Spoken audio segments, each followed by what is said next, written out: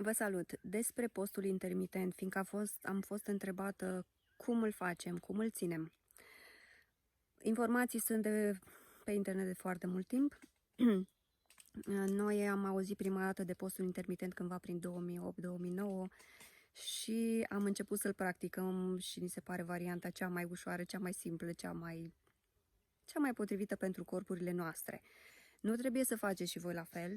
Este alegerea fiecăruia, în funcție de cum simte și în funcție de energia pe care o are. Noi considerăm că a avea foarte multe mese pe zi, foarte multe mese mai multe pe zi și foarte multe snack-uri așa și gustări între mese îți slăbește sistemul digestiv, îl face mai obosit, îți dă mai puțină energie și te face mai obosit în general. Acum, s-a vorbit foarte mult pe tema aceasta și eu am amintit cândva despre postul intermitent în cărțile mele, cândva prin 2010, la momentul când nici nu se știa, nici nu se aflase despre acest lucru în România, se știa în Statele Unite și toată lumea era așa, ce prostia asta, cine a mai auzit de asemenea prostie, să mănânci o masă, două pe zi sau o singură masă pe zi, ceea ce e foarte puțin, să mănânci cantități mici, să le mestești bine, lucruri din acestea. Bun, să stabilim de la început, postul intermitent nu este pentru copii. Este doar pentru adulți și adulți trecuți de peste 20 de ani sau când doresc ei să ia decizia, după 18 ani pot să ia orice decizie doresc, dar de obicei copiii cresc, sunt în creștere și au nevoie de o alimentație variată, mănâncă din 2 sau din 3 în 3 ore în funcție de cum își consumă energia, fiindcă acolo despre asta este vorba la copii, de faptul că își consumă foarte multă energie și au nevoie să mănânce mai des, variat, fără alimente care să le facă rău, din categoria zahăr, produse făinoase, produse de patiserii chiar și în casă. Acelea nu intră la categoria alimente nutritive, alimente care să hrănească echilibrat. Nu au, sunt calorii zero, nu calorii zero, sunt calorii goale, asta am vrut să spun, dar care sunt totuși calorii, fiindcă ridică rata de obezitate în lume și nu avem nevoie de ele, nu ne ajută deloc, le mâncăm doar pentru gust, cu măsură foarte puțin din când în când. Nu toată ziua, bună ziua.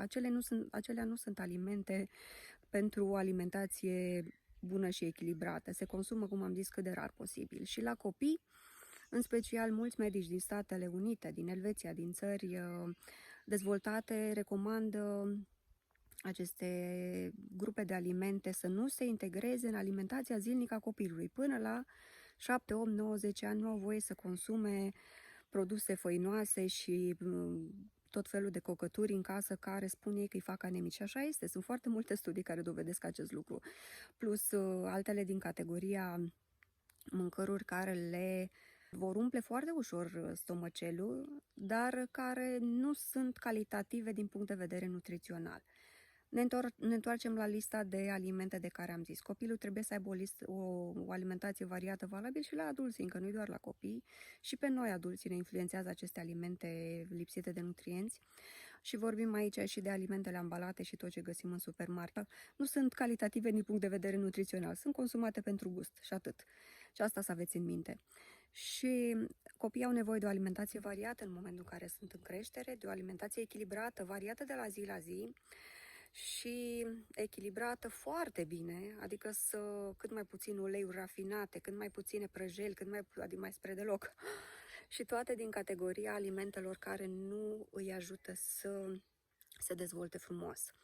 Bun, am stabilit faptul că postul intermitent nu este pentru copii, este doar pentru adulți și ce înseamnă post intermitent? Cum facem acest lucru ca să intrăm la categoria post intermitent?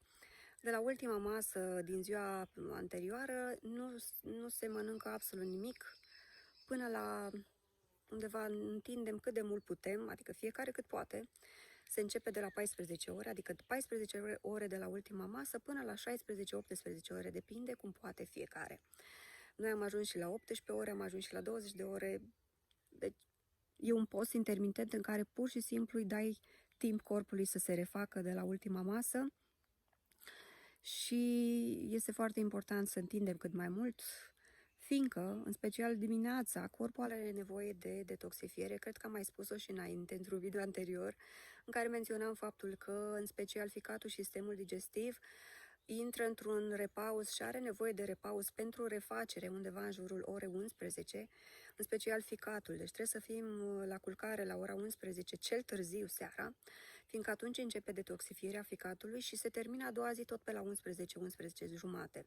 De aceea este foarte important ca în perioada aceasta să nu interferăm cu alimente. Putem să bem foarte multe lichide, putem să bem sucuri verzi, putem să bem un compot, putem să avem tot felul, putem chiar și un smoothie, este mai light pentru sistemul digestiv decât o mâncare mai grea. Și smoothie-urile, da, se pot consuma și între mese, fiindcă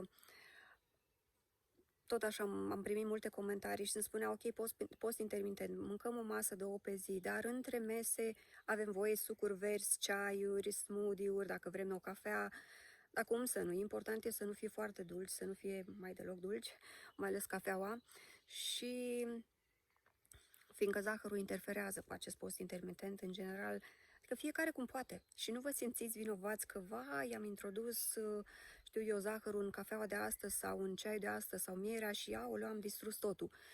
Cât putem fiecare. Îmbunătățim de la zi la zi. Mâine vom face mai bine dacă astăzi am greșit. Trebuie să nu ne învinovățim.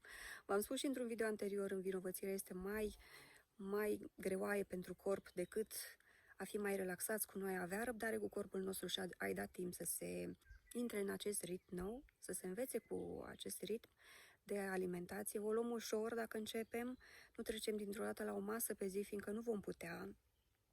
Și se întâmplă în anumite zile când poate dimineața la prima oră, la 7 ne trezim și ne gheorțe mațele, efectiv. Ok, mâncați, nu este nicio problemă.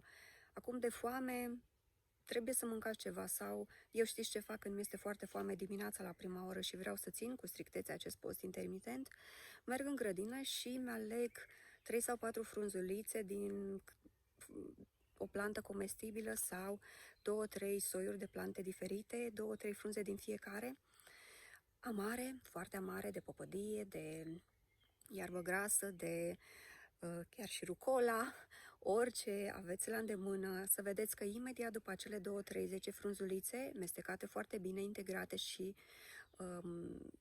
acceptate de către corp ca și medicament, vă veți simți mult mai bine și totodată nu sunt greoaie pentru ficat și sistemul digestiv.